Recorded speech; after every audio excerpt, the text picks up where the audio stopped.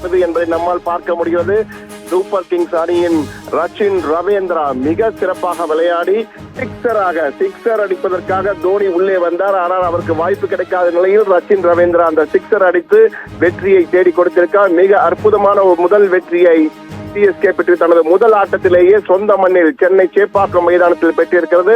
அபார வெற்றி என்று கூறுவாங்க. அப்படிப்பட்ட அபார வெற்றி 4 விக்கெட்டுகள் வித்தியாசத்தில் எளிமையாக வெல்ல வேண்டிய போட்டியை எல் கிளாசிக்கோ என்பது போல இரு அணிகளும் சிறந்த அணிகள் என்பதால் மும்பை அணியும் தொடர்ந்து போராடியது.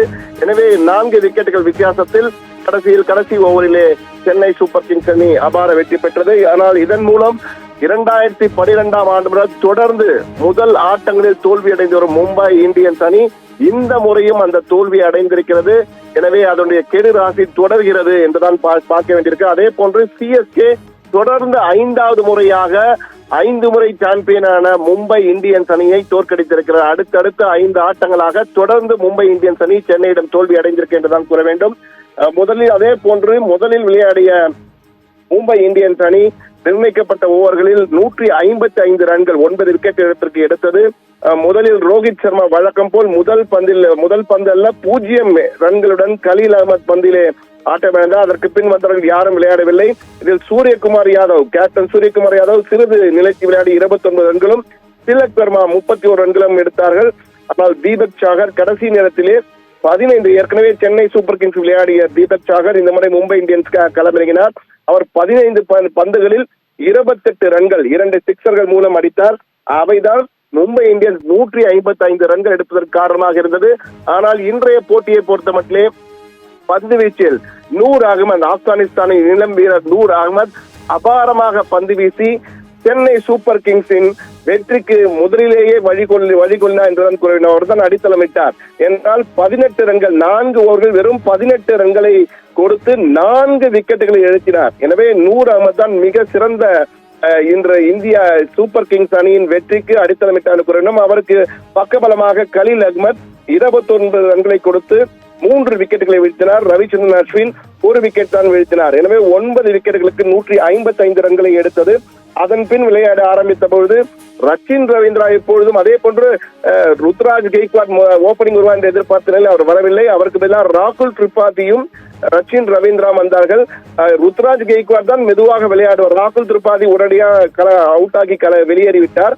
ஆனால் அதன் பின் தீபக் சாகர் விக்கெட்டிலே ராகுல் திரிபாதி அவுட் ஆனாலும் அதன் பின் வந்த ரச்சின் ரவீந்திரரும் ருத்ராஜ் கெய்க்வாடும் மெதுவாக விளையாடுவார் என்று எதிர்பார்க்க முடியல. ஆனால் ருத்ராஜ் கெய்க்வாட் ரச்சின் ரவீந்திரா என்ன செய்வாரோ அதை செய்தார் என்று அதிரடியாக விளையாட ஆரம்பித்தார். கெய்க்வாட் விளையாடிய 26 பந்துகளில், அதாவது 22 பந்துகளிலே அரை செஞ்சுரி அடித்தார், அரை சதம் எடுத்தார்.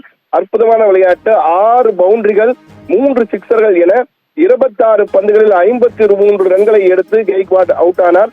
அதன் பின் ரச்சின் ரவீந்திரா பொறுப்பாக விளையாடி கடைசி ஓவர் வரை இருந்து 45 பந்துகளில் 65 ரன்களை எடுத்தார். அதாவது சிக்ஸர் ரச்சின் என்று கூறும் அளவுக்கு அதிரடியாக 3 சிக்ஸர்களை அடுத்தடுத்து பறக்க விட்டு சூப்பர் கிங்ஸ் அணிக்கு வெற்றியை தேடித்தந்தார் என்றால் கூற வேண்டும். அதே போன்று இன்று தோனி வழக்கம் போல் தோனி உள்ளே வர வேண்டும் என ரசிகர்கள் எதிர்பார்த்தால் அதற்காகவே சிலர் அவுட் ஆக வேண்டும், ஜடேஜா அவுட் ஆக வேண்டும் என்று கூட நினைத்திருப்பார்கள் பலர். அது போலவே நடந்தது. ஆனால் தோனி உள்ளே வந்து முதல் 2 பந்துகள் அதாவது ரன் அடிக்கவில்லை. அடுத்த வாய்ப்புக்காக இருந்தார். ஆனால் அதற்குள்ளாக சிக்ஸர் அடித்த Rachin Ravindra Chennai super Kings CSK அணிக்கு வெற்றியை தெரிவித்தார். ஆனால் இந்த போட்டியிலே சென்னைக்கு ஒரு திடீர் மிரட்டலை கொடுத்தது யார் என்றால் விக்னேஷ் புத்தூர் என்ற 23 வயதாகும் இளம் வீரர். இவர் ரஞ்சி டிராபியில் கூட இதுவரை விளையாடிய கிடையாது. சீனியர் அணி கேரளாவின் மலப்புரத்தை சேர்ந்த இவர் கேரளா அணிக்கு கூட இதுவரை விளையாடியது கிடையாது.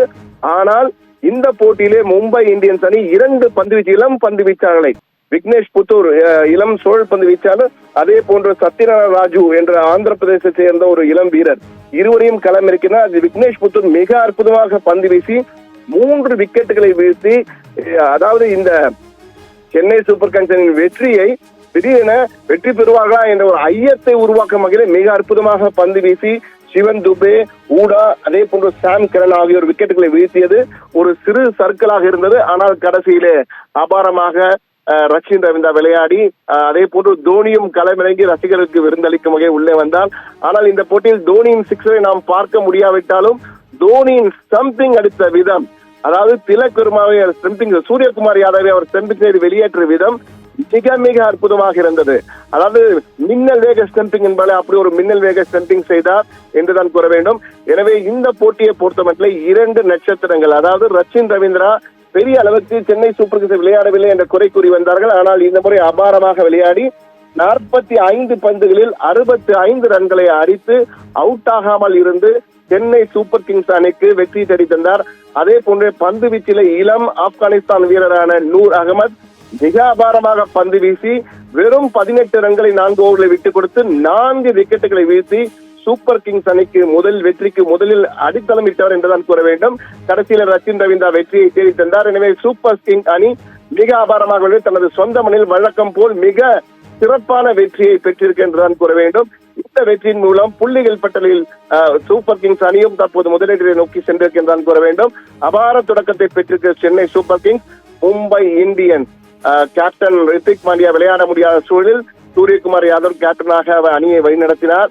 ஆனால் வழக்கம் போல் அவர்கள் 2012ஆம் ஆண்டிலிருந்து தொடர்ந்து முதல் போட்டியிலே தொடர்ந்து தோல்வி அடைவது வழக்கமாக கொண்டிருக்கிறார்கள். இந்த முறையும் அந்த கெடு ராசி அவர்களுக்கு தொடர்ந்தது. ரோஹித் சர்மா எல்லோரும் எதிர்பார்த்தால் என்று சிறப்பாக விளையாடுவார் என்று, ஆனால் 0 வெளியேறினார். ஆனால் மும்பை இந்தியன்ஸ் அணி இன்று அந்த புது நட்சத்திரமான விக்னேஷ் புத்தூர் மூலமாக சிறிது பயம் காட்டினார்கள் சிஎஸ்கேவுக்கு.